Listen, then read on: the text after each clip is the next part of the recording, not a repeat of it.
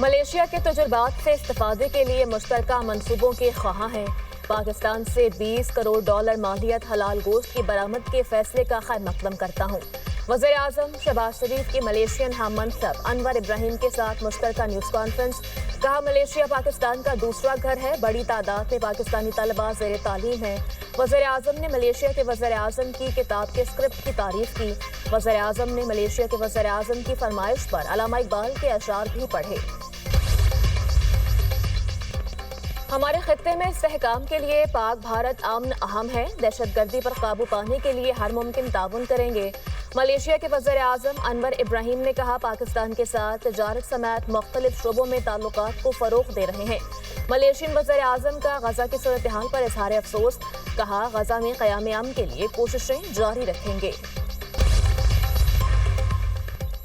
वज़ीर आज़म शहबाज शरीफ का मलेशिया में शानदार खैर मकदम। शहबाज शरीफ की शाही प्रोटोकॉल में मलेशियन वज़ीर आज़म अनवर इब्राहिम की ऑफिस आमद। इस्तकबालिया तकरीब में दोनों ममालिक के कौमी तरानों की धुनें बजाई गईं। वज़ीर आज़म को मुसल्लह अफ़वाज के दस्ते ने गार्ड ऑफ ऑनर पेश किया। वज़ीर आज़म का मलेशियन काबीना से तारुफ कराया गया। गजा जंग बंदी के लिए ट्रंप मंसूबे पर अमल दरामद का आगाज। इसराइल और हमास के दरमियान मुजव्वज़ा मुआहदे पर तकनीकी मुज़ाकरात आज मिस्र में होंगे।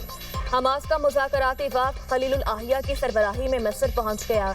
अमरीकी एलची स्टीव विटकॉफ और सदर ट्रंप के दामाद जैरेड किश्नर मुज़ाकरात में शामिल होंगे। हमास का आलमी निगरानी में हथियार इदारों के हवाले करने पर इत्तफाक। हथियार फ़लस्तीनी और मिस्री इदारों के हवाले किए जाएंगे। अमरीका को हथियार डालने से मुताल्लिक अपने फैसले से आगाह कर दिया गया। फ़लस्तीन से इसराइल के मुस्तकिल इनखला की जमानत मिल गई। कतर के जरिए अमरीका की जानिब से जमानत दी गई। हमास ने गजा जंग बंदी मुज़ाकरात से मुताल्लिक बयान जारी कर दिया। जलालपुर पीरवाला में बारिश ने सैलाब मुतासरीन की मुश्किलात में इजाफा कर दिया। बारिश का पानी दाखिल होने से सैलाब मुतासरीन के खैमे गिर गए। सैलाब मुतासरीन को स्कूल और कॉलेज के कमरों में मुंतकिल कर दिया गया। दूसरी जानिब सैलाबी पानी से नुकसान पहुंचने पर मोटरवे M5 24वें रोज भी बंद है।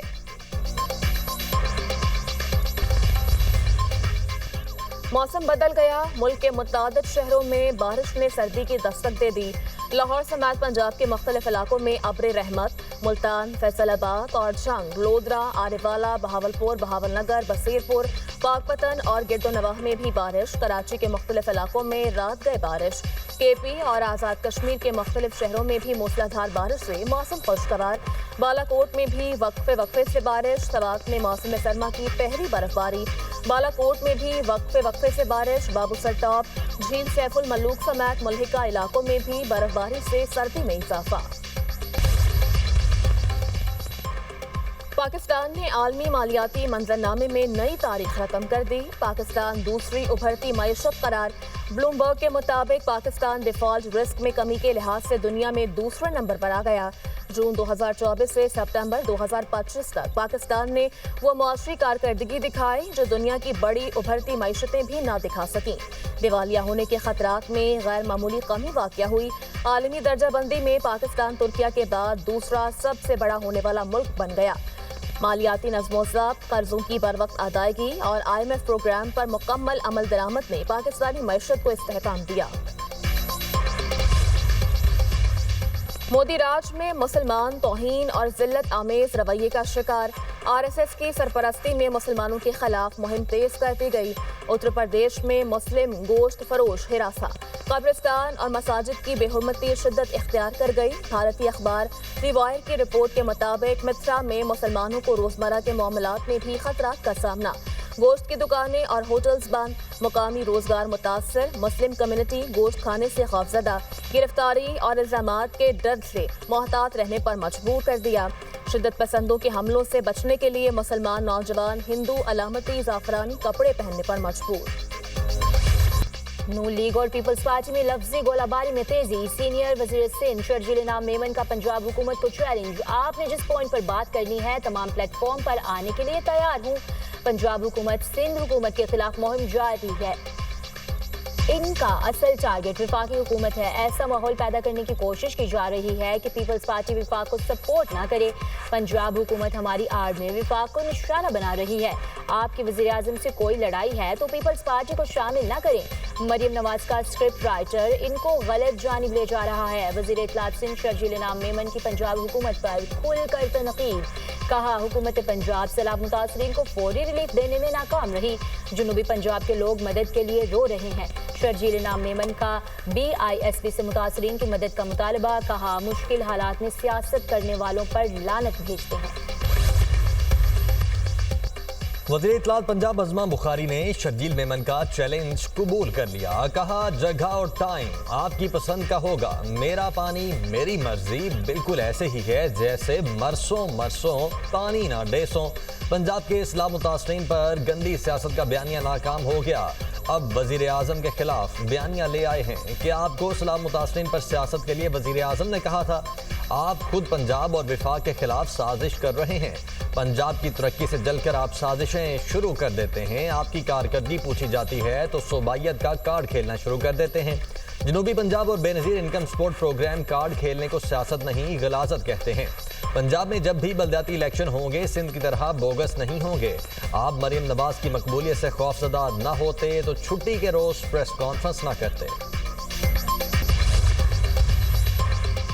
وزیر داخلہ محسن نقوی کی زیر صدارت CDA ہیڈ کوارٹرز میں اجلاس، اسلام آباد میں جاری ترقیاتی منصوبوں پر پیش رفت کا تفصیلی جائزہ، جناح کنونشن کے ساتھ دوسرا بڑا کنونشن ہال تعمیر کرنے کا اصولی فیصلہ، اسلام آباد ایکسپریس وے کی کمرشلائزیشن کا جامع پلان طلب، محسن نقوی کا 6 تھانوں کا تعمیراتی کام 45 دن میں مکمل کرنے کا ٹاسک۔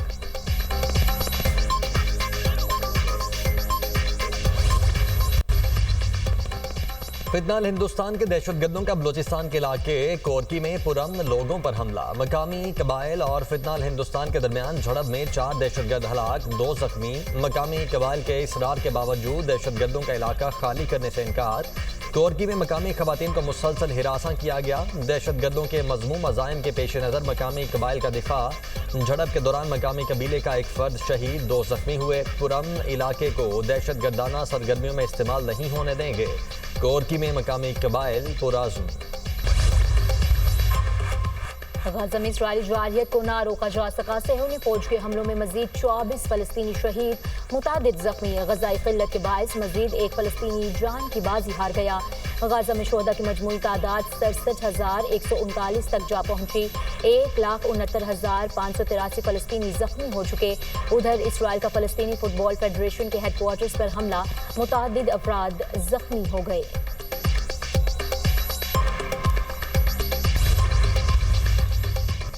امریکی صدر کا امریکی بحریہ کی سالگرہ کی تقریب میں رقص، ڈونلڈ ٹرمپ کا امریکی بحریہ کو خراج تحسین، تقریب سے خطاب میں کہا وینزویلا ساحل پر منشیات سمگلنگ میں ملوث کشتی کو نشانہ بنایا گیا، زمینی راستے سے منشیات کی سمگلنگ کو بھی دیکھنا ہوگا۔